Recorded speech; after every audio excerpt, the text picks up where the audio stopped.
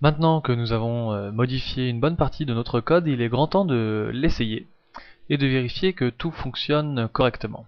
Pour cela, nous allons saisir quelques données et lancer la macro comme à l'accoutumée. Une erreur survient et il est grand temps pour moi de vous expliquer comment gérer les erreurs et comment vérifier son code. Alors ici il y a un message d'erreur de Visual Basic qui vous indique qu'il y a une erreur d'exécution numéro 13, incompatibilité de type. Nous verrons un peu plus tard, si besoin, la description de ce problème. Mais en l'occurrence, quoi qu'il arrive, quand vous avez une erreur de ce type, il est toujours important d'utiliser le débogage. En cliquant sur le débogage, Visual Basic s'ouvre et vous surligne la ligne où il a repéré l'erreur. En l'occurrence, ici pour nous, c'est sur la ligne du si et la comparaison de voir si les variables ont une donnée ou pas. Si vous vous souvenez bien, l'erreur d'exécution numéro 13 était une incompatibilité de type. L'incompatibilité de type est en fait liée tout simplement à la définition de nos variables ici et à la dimension qui a été choisie en conséquence. Pour sortir de ce mode débogage, il est important de cliquer sur le petit carré tout en haut à gauche afin d'arrêter le mode débogage. Nous avons donc identifié que l'erreur était ici. Alors, deux solutions s'offrent à vous si vous n'avez pas la solution avec vous. La première est tout simplement d'aller chercher dans l'aide ou tout simplement sur internet dans les nombreux forums qui existent. Personnellement, je vous conseille internet et toujours commencer par Excel VBA et taper votre problème ou alors l'intitulé de l'erreur, ici incompatibilité de type. Pour nous ici, pas besoin d'aller plus loin parce que je sais où est l'erreur tout simplement, mais pour vous la montrer, je peux aussi tout simplement enlever la date ici et vous allez voir qu'une nouvelle erreur incompatibilité de type existe, mais quand je clique sur débogage, elle n'est plus au même endroit.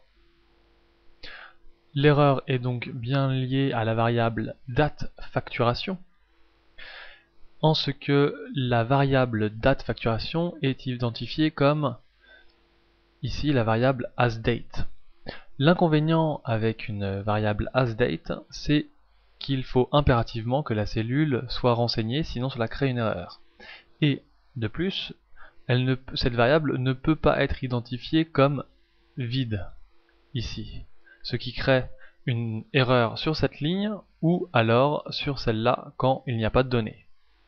Pour rectifier ce problème, il n'y a pas énormément de solutions, mais la principale pour moi est simplement de rajouter une condition directement au moment où on cherche à enregistrer la valeur de la date de facturation en rajoutant une condition if, en faisant if et en indiquant la cellule et en fait de faire la comparaison directement avec la cellule, c'est-à-dire que if la cellule est égale non, est différente du vide, donc le différente c'est comme ça qu'on le fait, différente du vide, then, voilà,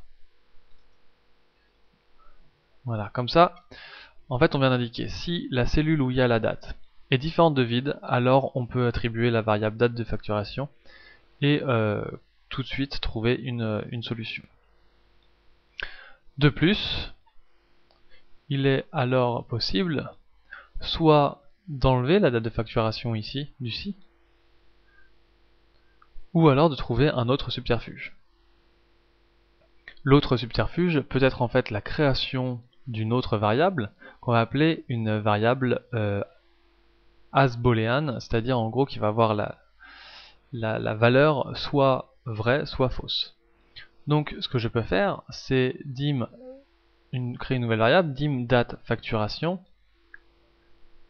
avec exist à la fin, as-boolean qui donc prendra une valeur vrai ou faux. Par défaut, on peut très bien ici mettre initialiser valeur par défaut et en fait mettre la date de facturation existe à non, elle n'existe pas, donc à fausse. Lorsque nous comparerons ici, avant même de prendre la date de facturation, nous pouvons dire que la variable date de facturation existe égale true. De cette manière, au lieu de comparer avec date de facturation si c'est vide, nous pouvons comparer avec date de facturation existe égale true. Ainsi, on vient de remplacer dans notre macro. Nous venons de dire ici que la date de facturation n'existe pas par défaut. Que si la cellule C6 de l'onglet saisie est différente de vide, comme ça, alors la date de facturation existe passe à vrai et la date de facturation prend ce format-là. Ainsi, dans la condition, si le nom client est vide ou la date de facturation d'ailleurs est fausse plutôt, donc si la date de facturation n'existe pas ou le montant n'existe pas ou le pourcentage n'existe pas, alors on envoie le message merci de renseigner champ vide. De cette manière, nous avons pu contourner le problème. Maintenant, nous allons essayer de relancer la macro pour vérifier son fonctionnement.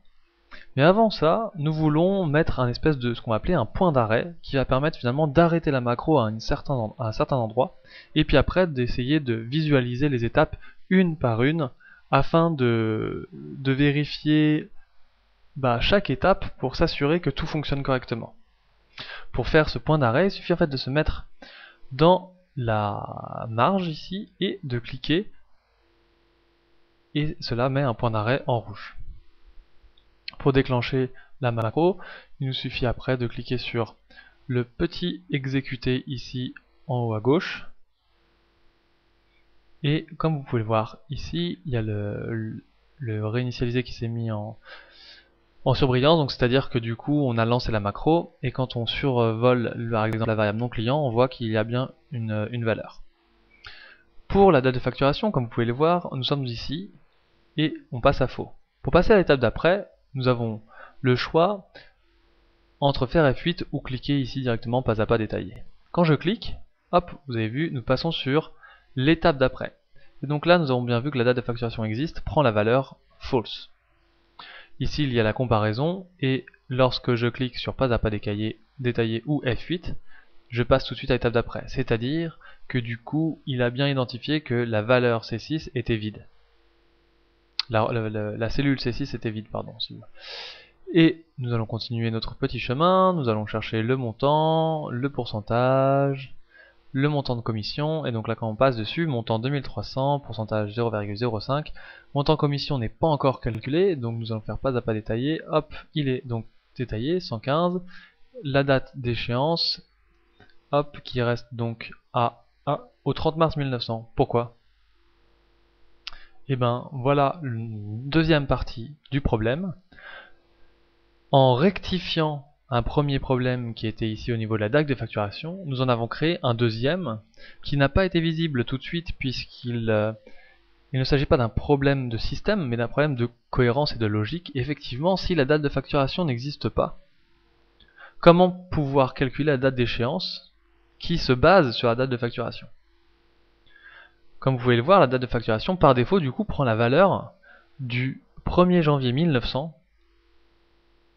Ce qui fait que du coup, quand on ajoute 3 mois au 1er janvier 1900, on arrive au 30 mars 1900. Donc là, nous allons mettre stop. Et grâce à ce point d'arrêt que nous avons pu identifier, un autre problème.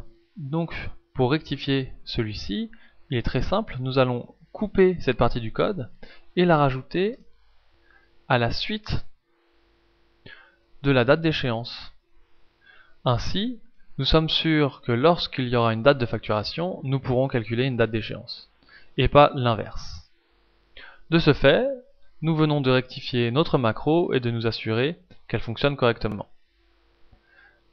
Vous avez vu, vous, comment déboguer votre propre macro et comment ajouter un point d'arrêt. Petit détail, vous pouvez effectivement en ajouter plusieurs. Pour les enlever, il suffit de recliquer dessus, bien entendu.